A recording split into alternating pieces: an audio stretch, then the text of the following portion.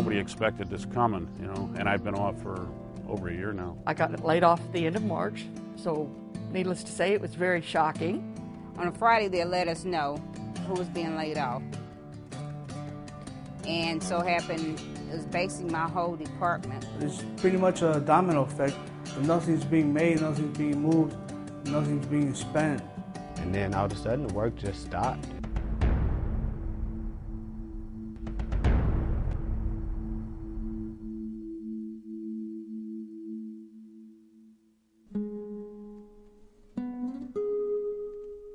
I've called a lot of companies that I worked for in the past because I did some contract work for them. They have no work. I've been trying to go back there as a pipe fitter, any kind of labor at work, because that's what I do. I mean, anything that everybody don't want to do, I love to do.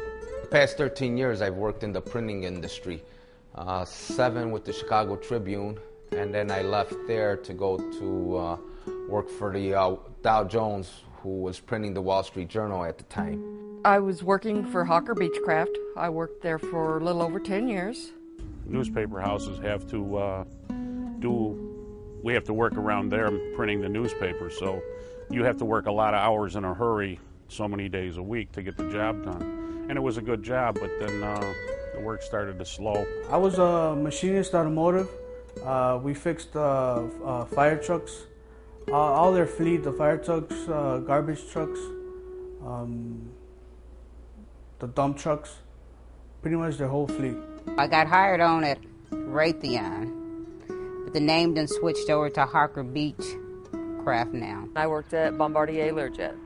It was a little disheartening. I mean, here you are, you know, you give your heart and soul to this company, and you're there every day. My husband is retired, disabled, so he can't even go out and get a part-time job anywhere. He's just physically not able. Been very hard. I was married for 21 years, and I lost my husband 9 years ago of a massive heart attack, so it's just been me and the kids. I was blessed with 6. What our bills are and what our income is, we have less than $600 a month to live on after our bills. It's getting very tight. And we both have a lot of medications. I had to start looking for ways to shortcut, save money, reaching out to other places like, for instance, the United Way for help,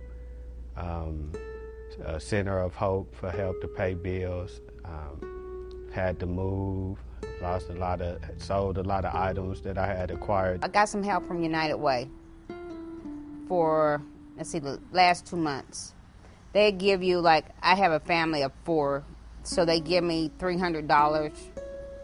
They don't give it to me, but they give me the option to pay water bill, gas bill, electric bill, or I normally put mine towards my mortgage.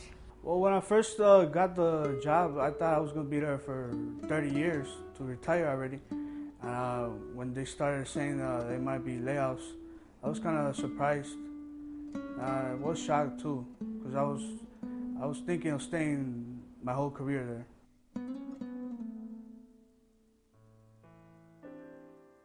It threw my life in kind of like a spin. I mean, it seemed like I was just losing everything. Just constantly trying to do the right thing, and the peer pressure of doing something wrong to try to put food on the table would always come up, and I would have to resist it. I mean, it's difficult when you know you got a bill coming up and there's no way you're going to pay that bill, you know, and then you almost get desperate and start trying to think of ways to do it, and then you only have your morals to guide you to do the right thing after that. People like me used to work at Hawker Beach, and the income that we were making is a big drop from me going to work to McDonald's. When I'm making over $23 an hour, and then I have to go to McDonald's and make $7 an hour, that's not going to pay my mortgage. If I have to eventually take 2 jobs, I will. I mean, I will do what I have to do to make sure that everything's paid. I mean, I see every day people losing their homes, and it's just sad. Good people, hard workers. That it's just it's just disheartening to see what it's doing to our country. I've worked as a truck driver. I've waitressed. I've cocktail waitressed. I've bartended. I've ran an elevator. In high school, they told us back in the late 60s that the machinist trade was like the best trade to get into. They will always need machinists. And I remember them telling us that in shop class, but you look today, man, that is no longer the case. You know, machining is really taking a beating here in this country. I might even have to, if I get a job at a fast food restaurant, I might have to be doing that, when really I should be doing some construction or building something. I also have some machinist skills. I'm a certified machine operator and heavy equipment operator. I got all of these skills, but it's just no jobs for them right now. You know, you make sure all the lights are off, you make sure everything's unplugged, you know, if you don't need the air conditioner, you turn out, you know, open the windows. There's just a lot of little things that you start looking at that you didn't look at before. Well, since I've been laid off, I'm doing jobs out of my garage. I don't spend as much, just, you know, the bills, the mortgage. We can do it out lights if it gets to that point, but we need a place to lay our heads at, so I'm determined to keep my house. We bought this house 3.5 years ago. The economy was doing good. We could afford it. Now I don't think we can afford it, because I don't feel secure enough. Even if I go back,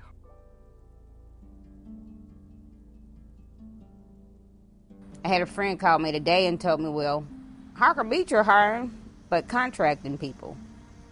And so, which I don't understand that. They lay all of us off, and then they starting to contract people. See, I think a lot more people is out for themselves now. Everybody knows that we're in a situation where you got to count the beans and you know, try to make ends meet. So a lot of people are being a lot more tight grip with their help, you know. In the neighborhood, you're looking, all your neighbors are getting unemployed. You look around the houses and they've been foreclosed on, and then you're listening to the news on top of that. You get nervous, you know, you start watching your money. they said on the news that there was about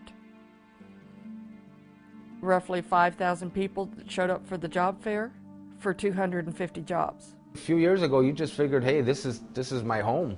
You know, this is where I'm going to spend, you know, the next 20 years unless something better comes along. But if not, then I'll be here till I'm 65. I'll retire, have a nice pension, and be on my merry way. But now it's like, with the way the economy is now, you're just hoping to get a job, period. I've always been a provider and one of the people that try to help everybody out. I mean, my whole family, everybody, anybody I know. I've always went out of my way to help other people.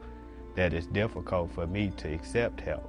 I read one time that in order for any country of the world to make it in manufacturing, they need the middle class to buy their goods. And if everybody's out of work and nobody can afford it, this whole thing is going to go down.